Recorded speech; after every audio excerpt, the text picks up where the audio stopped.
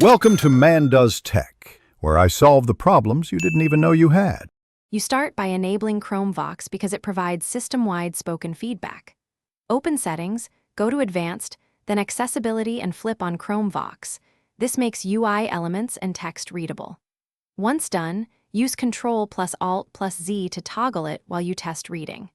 Make sure to adjust keyboard shortcuts and voice volume in accessibility options so the speech matches your pace and isn't clipped. This first step gets the screen reader running and prepares the Chromebook to read both menus and page content immediately. Next, you focus on selecting and reading actual text. Highlight the paragraph with your mouse or use Shift plus arrow keys for keyboard-only selection. Chromevox will recognize the selection. Then press Search plus S to speak the selected text. This shortcut reads only what you choose, which is faster than full-page narration. Also, make sure to fine-tune voice rate and pitch in accessibility so comprehension improves. Once selection and shortcut work, you can read emails, PDF, or web content precisely and efficiently.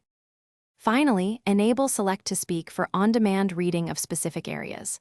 Turn it on in accessibility, then click the Select to Speak icon or use the shortcut, drag across the text, and the Chromebook will read only that region. This is ideal for mixed content or PDFs where Chromevox reads too broadly.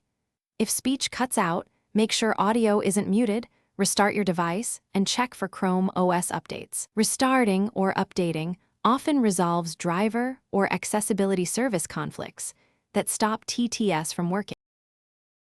Thanks for watching. If you found this helpful, don't forget to like and subscribe.